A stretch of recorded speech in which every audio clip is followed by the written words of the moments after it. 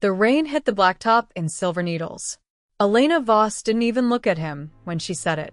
She stood beside her dead 1972 Dodge Charger at 2:14 a.m. on County Road 47 outside Tulsa, phone glowing against her cheek, tailored coat worth more than Jack's entire truck. The headlights of her luxury rental sedan painted her in harsh white while 4 other cars had already swerved around the stranded Charger and kept going. Jack Harlan killed his engine anyway. She had no idea the grease-stained stranger she just humiliated was the hidden technical genius whose patented rotor design still quietly powered half her company's flagship product line. Jack stepped out into the downpour, boots splashing through the runoff that smelled of wet asphalt and diesel. He had grease under his nails, a 9-year-old daughter waiting at home, and a past he had buried under 2 decades of socket wrenches and oil changes. None of that mattered on an empty road when someone needed help. He approached with hands open at his sides. "I'm not selling anything. I just fix cars. Want me to look?" Elena lowered the phone. Rain traced perfect lines down the sharp cut of her jaw. For a second, her eyes measured him the way executives measure threats. Then she gave one curt nod. Jack popped the hood. The big 440 V8 sat under 20 years of careful ownership, but something had starved it. He traced the fuel line with calloused fingers, found the split rubber hose, then followed the wiring harness until his thumb brushed a corroded connector hidden behind the distributor. "ECM ground fault," he said quietly. "Not the fuel pump everyone blames. The computer thinks it's flooding and cuts spark." Elena watched, arms crossed against the chill, as he pulled a replacement harness from the battered toolbox in his truck bed. She said nothing while he worked on his back in the mud, rain drumming on the fender above him like steady small arms fire. At one point, the chain around his neck slipped free. The brass dog tag engraved with Reaper 214 swung in the flashlight beam. "She saw it." She said nothing. 23 minutes later, the Charger rumbled to life with a deep, satisfied burble that cut through the storm. She offered cash. 5 crisp hundreds. He closed the hood and shook his head. Helping was enough. Something flickered across her face, but the rain hid it. She gave him only her first name. "Anna." Jack climbed back into his truck, dog tag cold against his chest, and drove the last 9 miles home to the small house on Pine Hollow Road. Mia was asleep on the couch, surrounded by colored pencils and a half-finished drawing of a helicopter. He carried her to bed, checked that she was breathing the way he always did, then sat at the kitchen table until the sun came up, turning the dog tag over and over in his fingers. He told himself the woman in the rain was already gone. The same midnight blue Charger rolled into the gravel lot of Harlan Automotive at 10:07 a.m. Elena stepped out wearing jeans that still cost more than most people's rent and boots that had clearly seen real miles.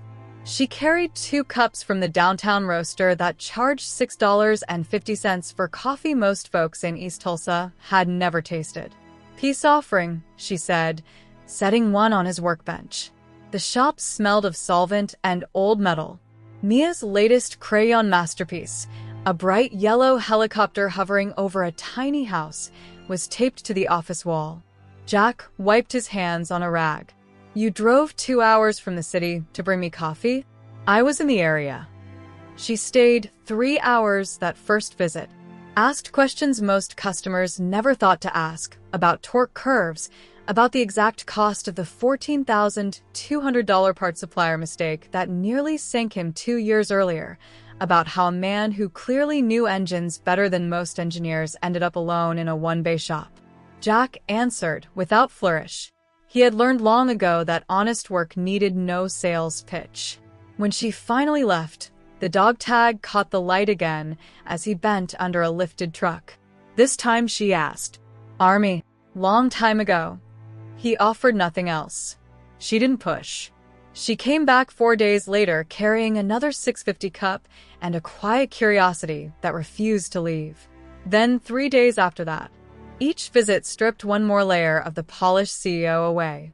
Jack began to recognize the woman beneath the boardroom armor, The one who laughed at Mia's blunt honesty when the girl marched into the bay, holding a half-built model. "You talk like you know things," Mia told her one humid evening, "but you don't talk like Dad. He talks like the machines do." Elena's smile that night was small and real and crooked at one corner.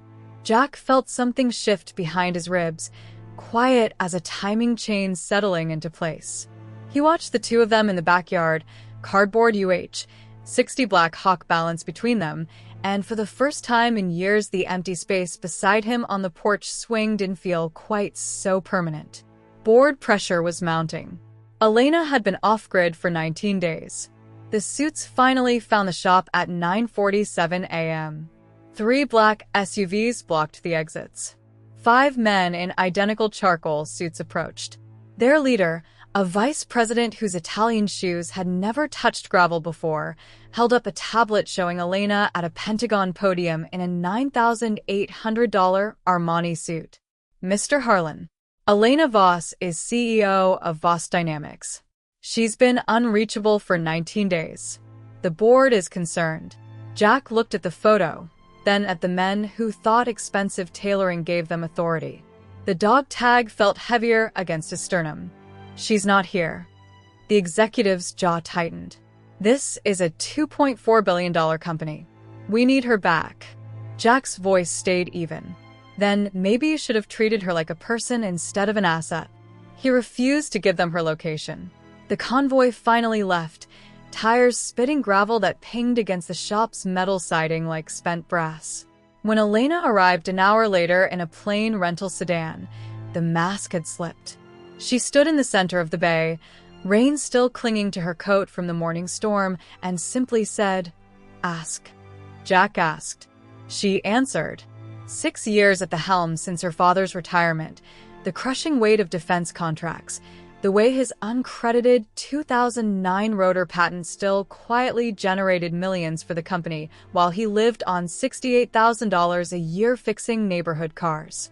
"I didn't tell you because you looked at me like I was just Elena, not like I was Voss Dynamics."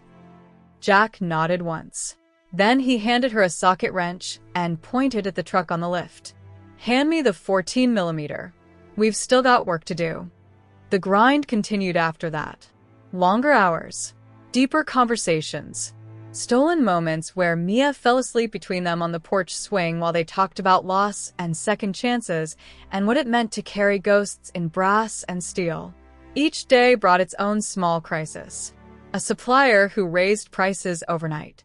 A late-night call from Mia's school about a bully who mocked her for wearing the same boots 2 days in a row. Elena helped quietly, writing a $600 check for new school shoes without fanfare, then stayed to watch Jack diagnose a seized alternator on a neighbor's rusted Ford at 1:12 a.m. Another mini-crisis arrived with the mail.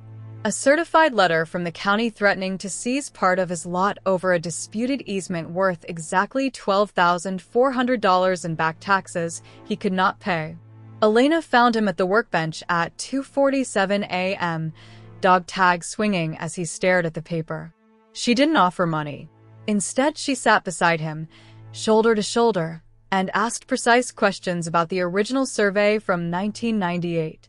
By dawn, they had found the loophole in the legal description that no one else had noticed. The letter went into the trash can with a soft thud. Tension ratcheted again when an old Army contact called at 4:19 a.m. Jack answered on the secure line, voice low so Mia wouldn't wake. The voice on the other end used his call sign without hesitation. "Reaper, still got that rare 94-6 actuator on the shelf?" Jack's eyes flicked to Elena, who was pretending not to listen from the office doorway. He answered the same way he fixed engines, calm and exact. "Affirmative. Sending coordinates now. And tell the bird it still flies straight because of the harmonic rotor nobody ever credited." He hung up. Elena said nothing, but her fingers tightened around the coffee cup until the paper seam creaked. The dog tag lay on the bench between them, brass catching the bare bulb light like a small, unanswered question. Each visit, each midnight repair, each quiet conversation with Mia about aviation history raised the same core stakes. How long could the hidden genius stay hidden? How long before the woman who once called his life scrap realized the man who pulled over in the rain was the only reason her empire still turned? A process server's knock at 6:03 a.m. rattled the kitchen door like a warning shot. Elena opened it in her robe, hair still damp from the shower. The man in the cheap suit shoved an envelope into her hand and read the words aloud as if they tasted good. Ms. Voss, you are hereby served. The consortium moves for immediate receivership of all remaining Voss automotive assets if the final payment of $287,000 is not wired by close of business Friday. He smiled the small, cruel smile of a man who enjoyed his tiny piece of power. Looks like your little garage romance isn't going to save the empire after all. Elena shut the door without a word. The envelope felt heavier than it should have. She carried it straight to the shop where Jack was already under the hood of a 2003 Suburban, Mia perched on a milk crate beside him, handing him sockets like a surgical nurse. The girl's small voice carried over the metallic clicks. Daddy, why do helicopters need 2 rotors again? Jack's answer was patient, almost gentle. One keeps it from spinning like a top. The other gives it direction. Balance, kiddo. Always balance. Elena watched the dog tag slip from his collar and swing free as he reached deeper into the engine bay. She didn't speak until Mia skipped off to feed the chickens. Then she laid the papers on the fender with a soft slap of manila. $287,000 by Friday, she said. Her voice cracked on the exact number. They're not bluffing this time, Jack. He wiped his hands on a rag that smelled of solvent and old steel. For a long moment, he studied the court seal at the top of the page. Then he folded the papers once, twice, and slid them into the breast pocket of his flannel shirt right next to where the dog tag usually rested. Friday's a long way off, he said. Let's get through today first. The first reversal came at 10:17 a.m., small and private. A blacked-out Tahoe rolled up the gravel drive carrying 2 men in Brioni suits who looked like they had never changed their own oil. They introduced themselves as representatives of the consortium. Elena met them on the porch, arms crossed, trying to look like the polished CEO she used to be. Jack stayed in the open bay door, half hidden in shadow, pretending to torque a lug nut. One of the suits, gold Patek flashing in the weak sunlight, spoke with theatrical disgust. We expected better from you, Elena. Shacking up with the local wrench monkey while the company dies. Pathetic. The second man laughed once sharp. Scrap metal. That's all he is. That's all this place ever was. Jack never raised his voice. He simply stepped into the light, dog tag catching the sun for half a second like a signal mirror. Gentlemen, you're blocking my hoist. Move the Tahoe or I move it for you. The first suit sneered. You going to tow a $100,000 truck with that rusted Ford over there? Jack's answer was calm, almost conversational. No. I'm going to remind you that the original harmonic rotor patent, filed in 1994 under a Shell LLC, lists a certain Jack R. Harlan as sole inventor. The same rotor still flying on every UH-60 still in theater. The same rotor your consortium has been licensing for $28 million a year without paying the royalty escalator clause that kicked in last January. He let the silence stretch. Then he named the exact figure. 287,000 and change. Funny how that number keeps coming up. The men in the Brioni suits went very still. The one with the Patek actually took one involuntary step backward, Italian leather crunching on the gravel. Jack continued as if discussing the weather. Coordinates for the offshore account are already in your corporate server. Under folder path /legacy_adjustments/Reaper_94-6. Password is the tail number of the bird I brought home in 03. You have until 5 p.m. tomorrow. After that, the IRS gets an anonymous tip about $37 million in unreported royalties. Your move. He turned back to the Suburban without waiting for an answer. The dog tag swung once against his chest as he bent again to the engine. The Tahoe left in a spray of gravel. Elena stood on the porch long after the dust settled, heart hammering against her ribs. She didn't ask how he knew any of it. She simply walked into the shop, picked up a 15mm wrench, and handed it to him without a word. Their fingers brushed. The metal was warm from his grip. Another mini-crisis landed at 11:52 p.m. in the form of a frantic text from the night foreman at the main plant 40 miles away. The entire night shift had walked off after a coolant line ruptured and flooded the main assembly floor with 2,000 gallons of toxic green sludge. Insurance inspectors were already on site. Photos were circulating. The board was calling an emergency Zoom for 6 a.m. Elena read the messages aloud in the dark kitchen, voice shaking. Mia slept upstairs, unaware. Jack listened from the doorway, dog tags still around his neck from the long day. He had been teaching the girl about lift vectors over dinner using paper napkins and a butter knife. Tell them to keep the floor exactly as it is, he said. Do not let them touch the sludge. And get me the serial numbers off the failed manifold. All 12 digits. Elena stared at him. Jack, they're saying the contamination alone could cost us another $400,000 in EPA fines. He was already pulling on a faded Carhartt jacket that smelled faintly of hydraulic fluid and rain. Then it's a good thing I designed the secondary containment system back when the plant was still called Harlan Dynamics. Before your father bought it and rebranded everything with that shiny Voss logo. He paused at the threshold, one hand on the doorframe. The drive to the plant took 43 minutes in the old Ford. The smell of burnt coolant and fear hung thick in the air when they arrived.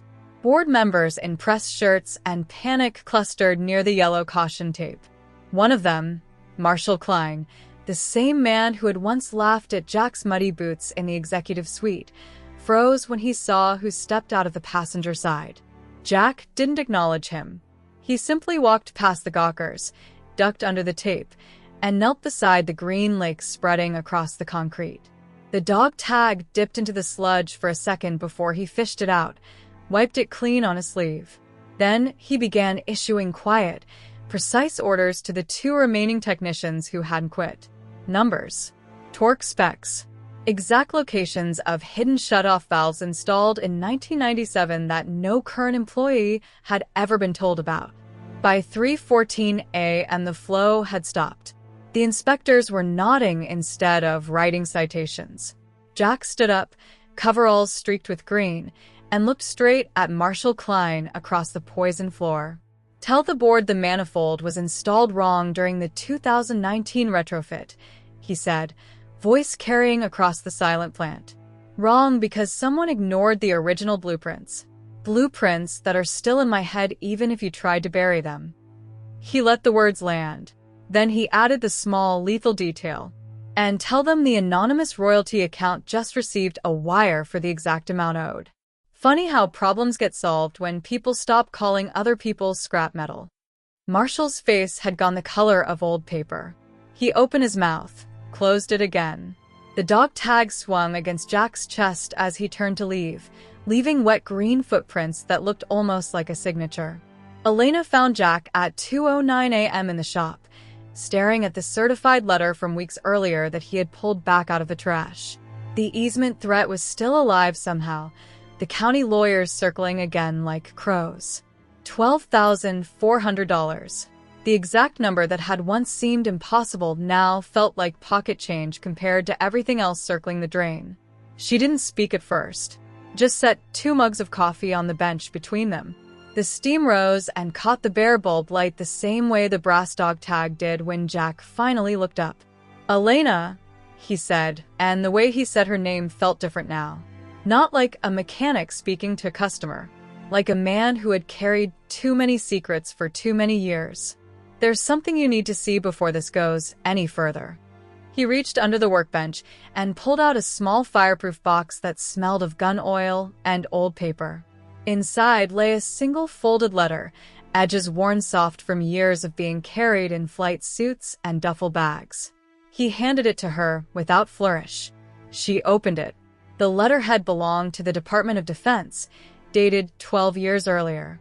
The signature at the bottom read Colonel J., R. Harlan. The subject line referenced a classified program called Reaper Protocol. The final paragraph was short and brutal in its honesty.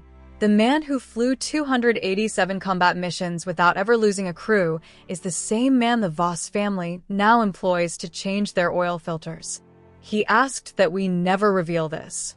Respect that request. But know that if the day ever comes when the company he quietly kept alive begins to fall, the debt will be collected. Quietly. Precisely.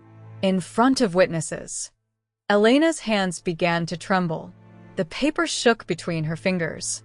The dog tag lay on the bench beside the coffee mugs, brass reflecting two tired faces that no longer looked like strangers. Outside, the rain kept falling. Another certified letter arrived at 8:47 a.m. This one carried the seal of the Federal District Court. The consortium had found the offshore account. They were countersuing for fraud, claiming Jack had manufactured the royalty debt. The hearing was set for 9 days from now, the same day as the final auction of the last remaining Voss plant. Elena read the new deadline aloud in a voice gone hoarse. Jack listened from the engine lift, Mia once again at his side, this time holding a small stuffed helicopter he had sewn for her from an old flight suit. The girl kept petting its fabric rotors like a security blanket. He looked at his daughter, then at Elena, then at the dog tag still swinging from its ball chain. Pack a bag, he told them both. We're going to need to be in that courtroom. All three of us. The courtroom smelled of polished oak and fierce sweat. Marshall Klein strode through the double doors wearing a midnight blue Brioni suit cut so sharp it could have drawn blood. His Patek Philippe caught the overhead fluorescents and threw them back like accusations. He didn't glance at the three figures already seated at the defense table. He simply took his place beside his lead counsel, leaned in, and whispered loud enough for the gallery to hear, "Let's finish burying this janitor once and for all." Elena's fingers found the dog tag in her coat pocket. The metal was warm now, almost alive. She closed her fist around it until the chain bit into her palm. Jack sat perfectly still in the cheap gray suit they had bought at Goodwill the night before.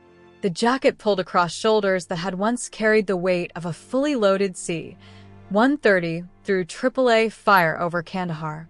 He looked exactly like what the world still believed him to be, a grease-stained mechanic who had somehow wandered into the wrong life. Mia was wedged between them, the little stuffed helicopter resting on her lap like a talisman. She kept tracing one fabric rotor with her thumb, the same slow circle she used when thunder rolled too close to the trailer. The judge entered. Everyone rose. The gavel cracked like a starter pistol, and the grind began again. The consortium's first witness took the stand, a forensic accountant with wire-rimmed glasses and a voice like dry leaves. He presented spreadsheets that painted Jack as a ghost who had funneled phantom royalties through 3 shell companies in the Caymans. $2,412,000. Exact figure.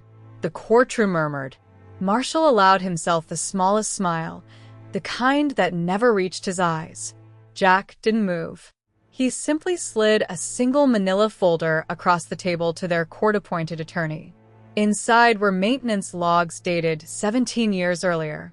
Every oil change, every filter swap, every late-night diagnostic performed on the Voss family's private Gulfstream 4. Signed in the same handwriting that now appeared on the forged documents. The attorney's eyebrows climbed. The accountant was still talking when the attorney rose. "Permission to approach, Your Honor. New evidence just came into our possession."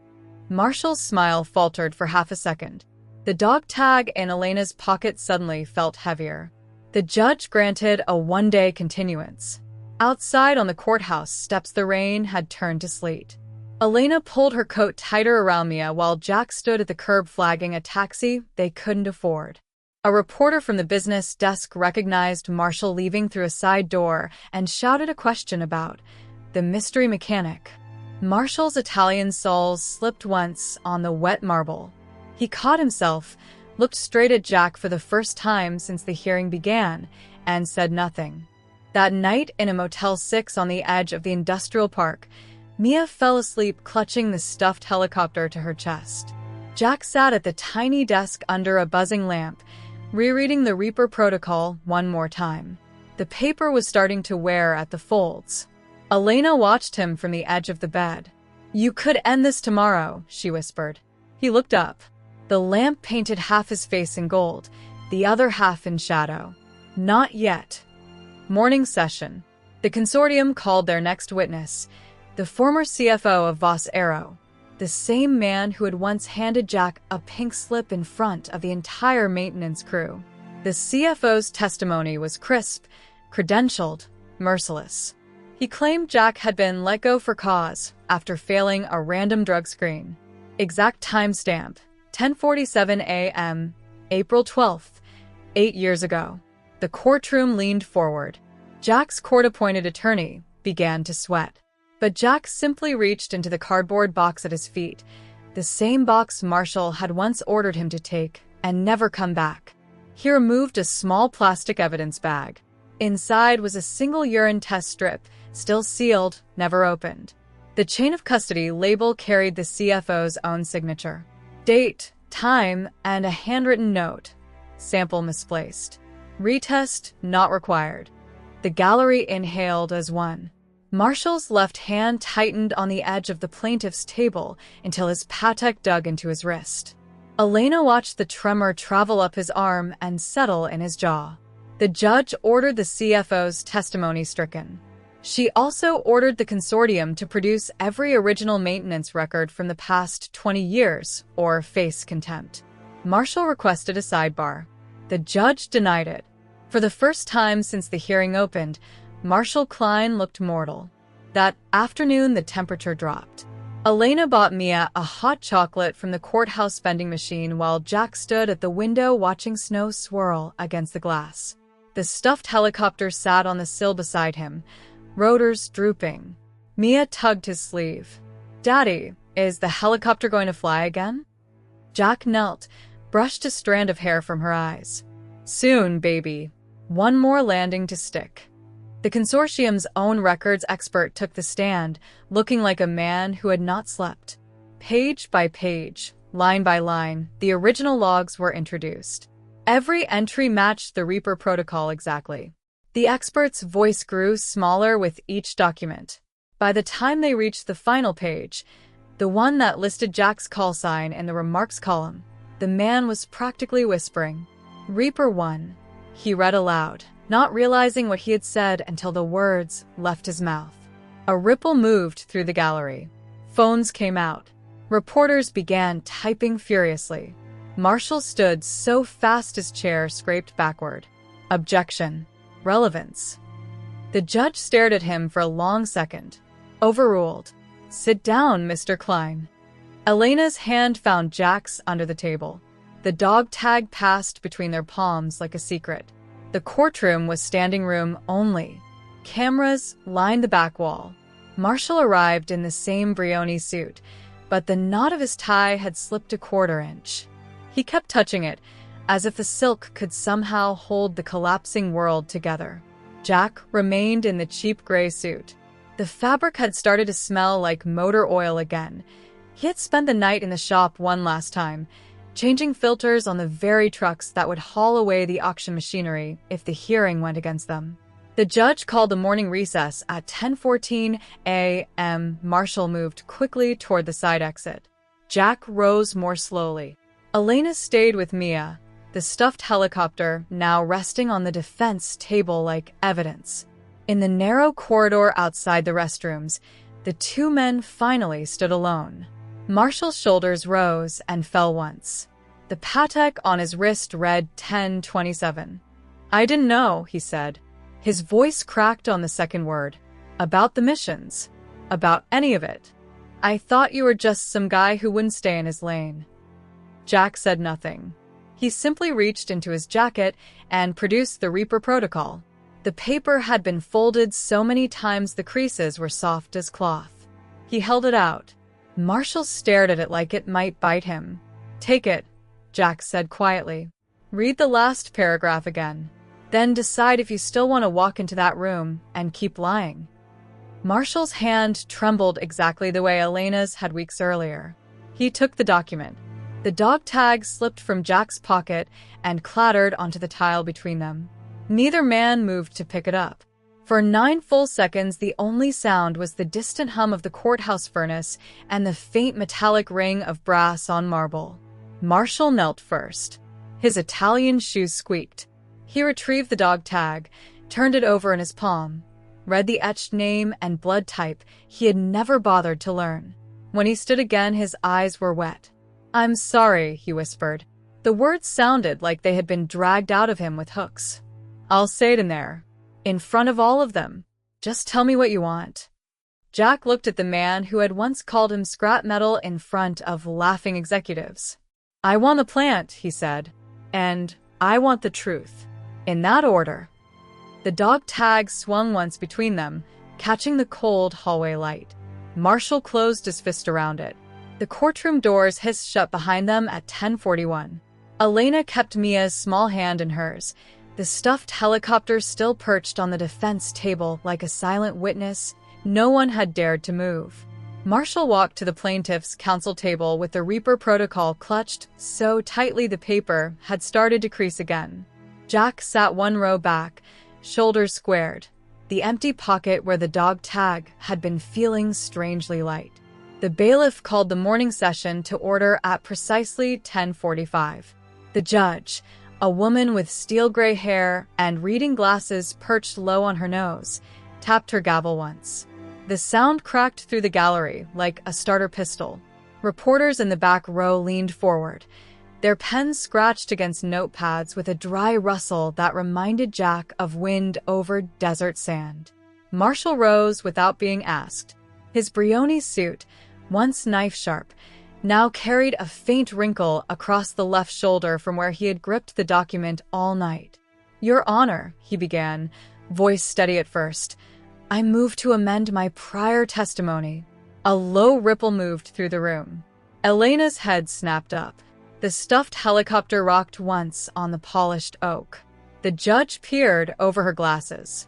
"This is highly irregular, Mr. Klein." "I understand that, ma'am. But new information has come to light. Information I should have known months ago." He glanced once at Jack, then at the folded paper in his hand.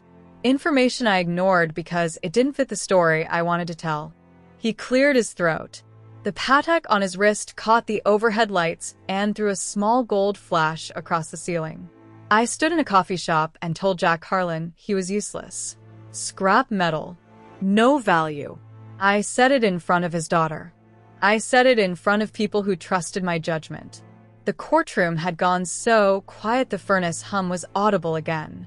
"I was wrong," Marshall continued. "Jack Harlan is the reason this plant ever turned a profit.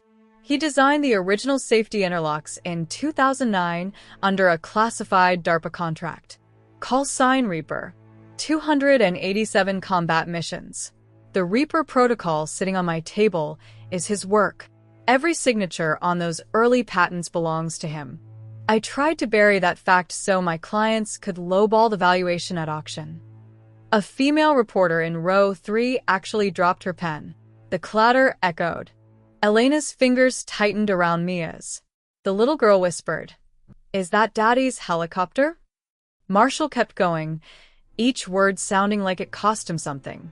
"I asked the court to strike my previous statements and enter the protocol as Exhibit 47. I further ask that the auction be stayed pending full forensic accounting of the original ownership chain." The judge removed her glasses entirely. "Mr. Klein, are you aware this motion essentially torches your own case?" "I am, Your Honor." His voice cracked on the same syllable it had in the hallway. "And I'm prepared to accept the consequences." Jack felt the first crack in the ice that had lived inside his chest since the day they marched him out of the plant with a cardboard box. He did not smile. He simply watched the stuffed helicopter on the table, its faded olive drab fabric catching the same slant of light that had once touched rotor blades over Helmand Province at 2:14 a.m. The judge called a 15-minute recess. Reporters surged toward the rail like gulls on a shrimp boat. Marshall did not move. He simply walked to the defense table, picked up the stuffed helicopter with both hands, and carried it across the aisle. He stopped in front of Mia. "I believe this belongs to you," he said softly. The toy's tiny plastic rotors spun once in the air current from the vent overhead. "I'm sorry I made fun of it that day in the coffee shop. I'm sorry for a lot of things." Mia looked up at her father. Jack gave the smallest nod. She took the helicopter back, clutched it to her chest, and the faint smell of fabric softener and machine oil drifted across the aisle exactly the way it had on the morning Marshall had first sneered at it. The forensic accountants arrived at 7 a.m. sharp the next morning, 4 of them in identical Navy windbreakers, clipboards already open. They set up in the plant's old conference room on the 3rd floor, the one with the long oak table scarred by years of coffee rings. Jack stood in the doorway at 7:12, watching them unpack laptops and portable scanners. The dog tag hung back around his neck now, warm against his skin from the long walk over. One of the accountants, a woman named Dr. Patel with a winning bid on her last corporate valuation case, looked up. "Mr. Harlan, we've been instructed to begin with the 2009 classified addendum. You're welcome to observe." He nodded once and took the seat at the far end. The chair creaked the same way it had the night he first signed the Reaper Protocol under a single hanging bulb at 3:47 a.m. For the next 6 hours, they moved through ledger after ledger. Every time they hit a discrepancy, Dr. Patel would slide a document across the table and wait. Jack would tap the exact line with one calloused finger and speak in the same quiet tone he once used over encrypted radio. Line 17. That $2.4 million line item was never a cost overrun. It was my salary, deferred and laundered through 3 shell accounts so the board wouldn't ask questions. Invoice number 4471. The accountant's keyboards clattered like rain on a metal roof. A new mini-crisis landed. Dr. Patel's phone buzzed. She read the screen, and her face tightened. The escrow company just received an emergency injunction from Marshall's former co-counsel. They're claiming the stay order was obtained under false pretenses. They want the auction moved up to tomorrow. The room went still. One of the junior accountants actually stopped typing mid-keystroke. Jack felt the old rotor beat start in his temples. He reached up without thinking and closed his fingers around the dog tag. The metal had gone cold again. Marshall appeared in the doorway, tie loosened, the first 2 buttons of his shirt undone. His Italian shoes were dusty from the parking lot gravel. "They blindsided me," he said without preamble. "Carson, my old partner. He still holds a 10% finder's fee if the plant sells to the Chinese consortium. He filed the motion from a hotel in Singapore at 4 a.m. their time." Elena stepped in behind him, Mia on her hip. The stuffed helicopter was tucked under the little girl's arm like body armor. "They're saying the new evidence is tainted," Elena added, voice low. "That you planted the protocol after the fact. They want you on the stand again this afternoon." Under oath, with perjury charges already drafted. Jack stood slowly. The chair legs scraped across the linoleum exactly the way his boots once scraped across the ramp of a C-130. He looked at the wall clock. Then he looked at the dog tag in his palm, the etched letters worn almost smooth after 14 years of carrying it through sand, snow, boardrooms, and now this. "Tell them I'll be there," he said. The courthouse lights were still burning when Jack walked back through the same narrow corridor. The metallic ring of the dog tag against the tile from days earlier seemed to echo in memory. He carried a fresh folder now, thicker, bound with red tape that read classified. Eyes only. Marshall waited outside the courtroom doors, pacing, the Patek on his wrist reading the exact minute the first C-130 had lifted off the runway in 2009. His eyes were bloodshot. He had not slept. "They added a new witness," Marshall whispered when Jack reached him. "Retired General Harlan Crow. Your father. He's on a plane from Virginia right now. They're going to ask him if he personally signed off on the black budget transfer that funneled your salary into the plant. If he lies, the auction goes forward. If he tells the truth, he burns every favor he's collected in 30 years of service." Jack stopped walking. The folder in his hands suddenly felt heavier than the body armor he once wore at 14,000 feet. Elena and Mia were already inside, seated in the front row. The stuffed helicopter rested on the rail between them like a tiny olive flag of truce. Jack looked at Marshall for a long moment. The man who had once worn contempt-like cologne now looked like someone waiting for a firing squad. You don't have to do this, Marshall said. We can still settle. I can wire the money tonight. 23 million. Cash. No auction. Jack reached into his jacket and produced the dog tag. He pressed it into Marshall's hand the same way he had once pressed a blood chit into a frightened Afghan translator's palm on a night when everything was about to go sideways. Keep it for me, Jack said. Until this is over, one way or another. Then he pushed open the courtroom doors. The fluorescent lights buzzed overhead like a swarm of angry hornets as Jack stepped into the courtroom. The air smelled of burnt coffee and old varnish. Every head turned. Elena's fingers tightened around the stuffed helicopter's rotors until the fabric creaked. Mia, half asleep against her mother's shoulder, stirred at the sound of the heavy doors closing with a hollow thud. Marshall followed 2 steps behind, the dog tag now hidden inside his clenched fist, its chain biting into his palm. The judge, a woman with steel-gray hair pulled into a knot tight enough to crack walnuts, looked up from her bench. Jack said nothing. He set the red-taped folder on the defense table with deliberate care, the way he once laid a mission manifest on a metal wing before 287 combat sorties. The clerk swore him in. His voice stayed flat, almost bored, as he gave his name for the record. Retired General Harlan Crow entered from the side door.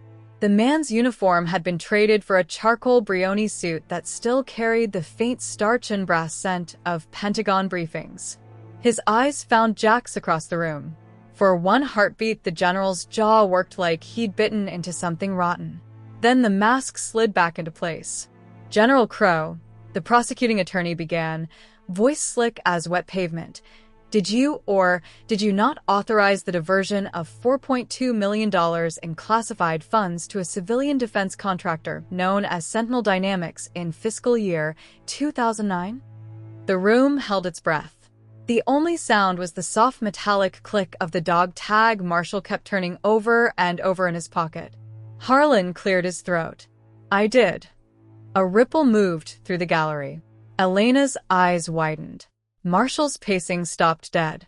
The prosecutor leaned in, smelling blood. And were you aware that the primary beneficiary of those funds was your own son, then Captain Jack Harlan Crow, call sign Reaper? The general's gaze didn't waver. I was. Jack watched his father the way he once watched a Taliban spotter through a rifle scope at dawn, patient, unblinking. The stuffed helicopter on the rail between Elena and Mia seemed smaller now, almost fragile under the courtroom lights. The judge called a 10-minute recess. In the hallway outside, Marshall cornered Jack near a drinking fountain that tasted of rust. Your father just admitted to black budget fraud on live record. The auction is locked in.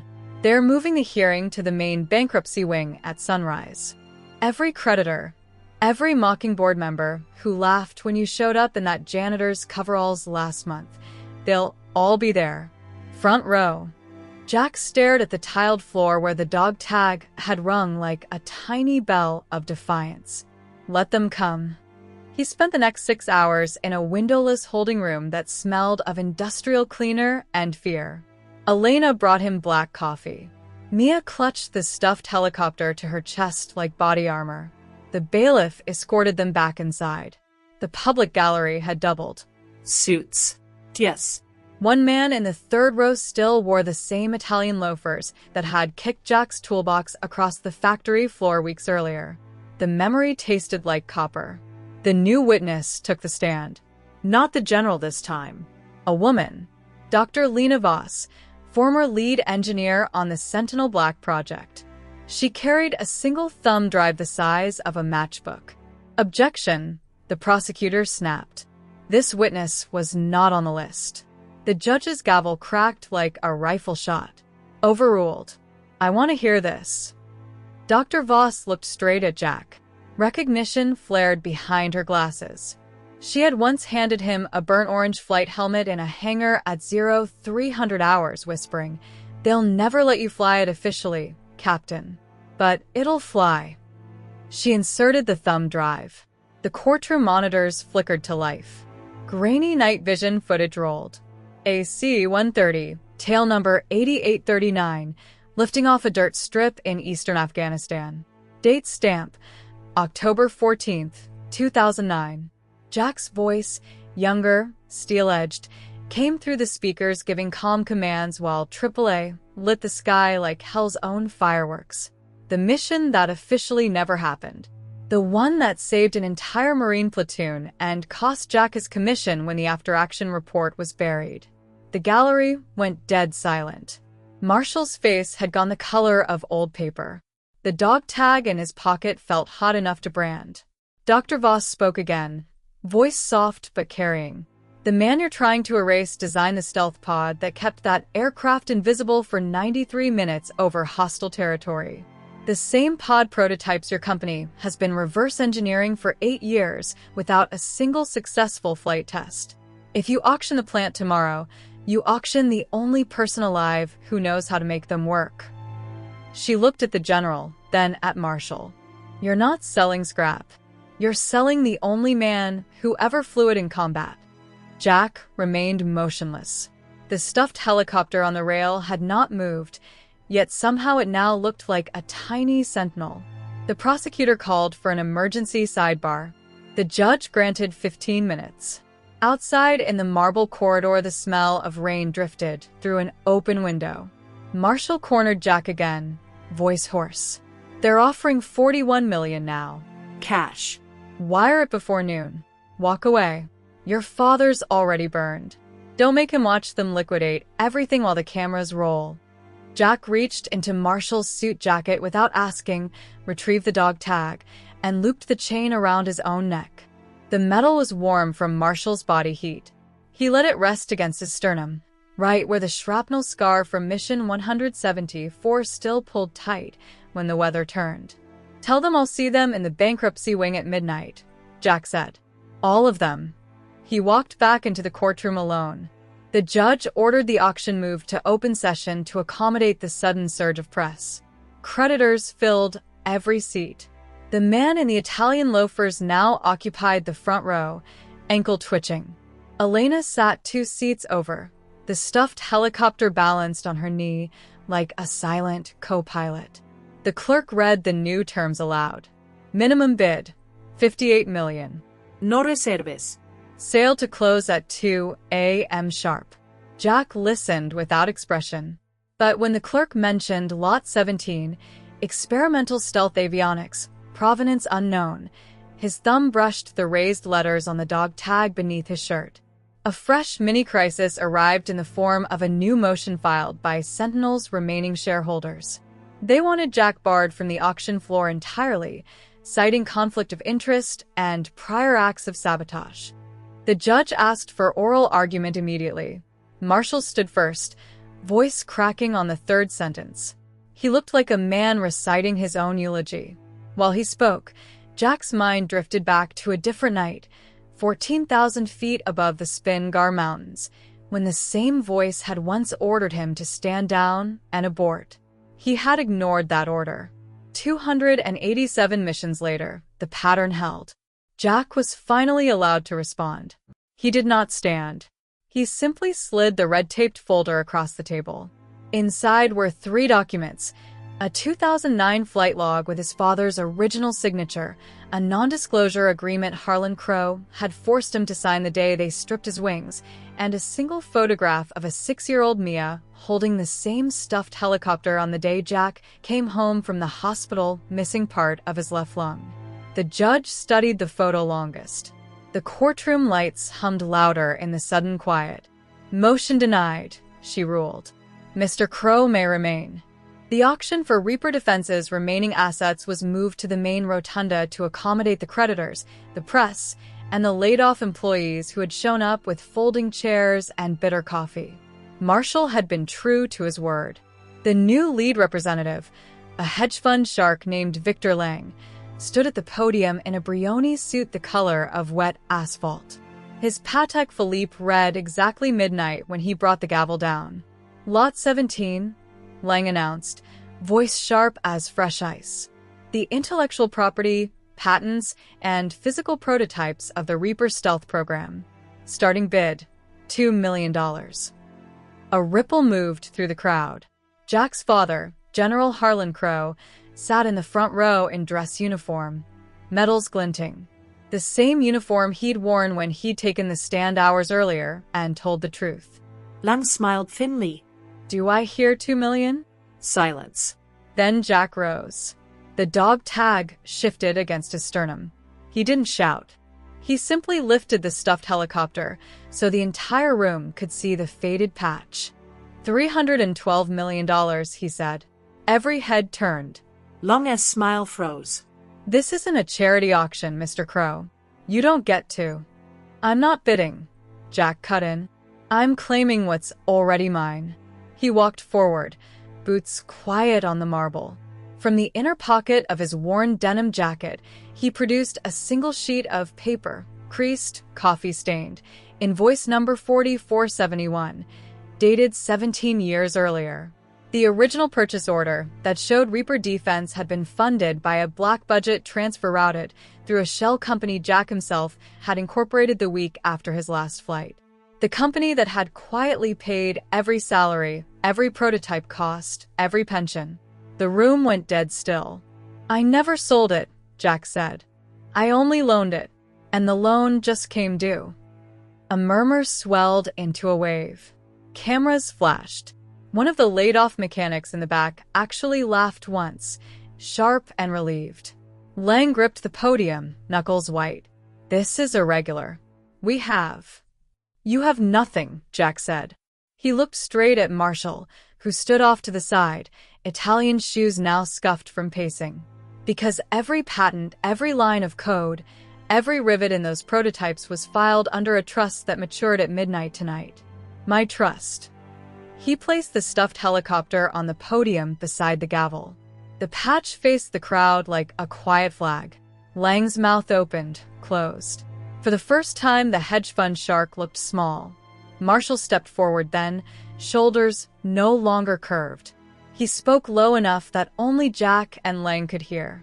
I was wrong about you, Jack. From the first day, I saw a janitor. I didn't see the man who kept this place alive at 30,000 feet. His voice cracked on the last word. I'm sorry. Privately. And now, publicly. He turned to the room, voice carrying. I misled this board. I misled these people. Jack Crow didn't just work here. He built it. And I helped tear it down. The words landed like a second gavel.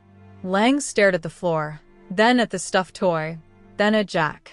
After a long second, he removed the auction folder from the podium and slid it across. His hands trembled once. The floor recognizes the rightful owner. Jack didn't smile. He simply picked up the helicopter, tucked the folded mission patch back into its hidden zipper, and walked toward the exit. Outside, the night air smelled of rain on asphalt and distant jet fuel. Elena waited on the courthouse steps with Mia asleep against her shoulder. The little girl's fingers were still curled around one rotor of the toy when Jack reached them. He placed the helicopter back in her arms. The fabric had warmed again. The employees who had watched him push him up would keep their jobs. The prototypes that had once flown only in secret would fly again, this time under daylight and honest books. Marshall sent a single text at 2:14 a.m. I resigned an hour ago. The board accepted. Whatever you need from me now, it's yours. No more Italian shoes in a way. Jack read it once, then slipped the phone back into his pocket. He looked down at his daughter, at the faded patch pinned above her heart, at the dog tag that had finally cooled against his skin. Some debts are paid in boardrooms. Others are paid in the quiet moment a child keeps sleeping because the world finally feels safe enough to let her. And sometimes the man everyone wrote off as scrap metal turns out to be the only thing holding the wings on straight. That's what the patch remembered. That's what the tag had carried through every altitude and every silence. And that's what Jack Crow carried home that night, through the rain, past the darkened hangar, all the way to the small house on Maple Ridge, where a single lamp had been left burning in the window. A promise kept. A family made whole. Nothing more needed to be said.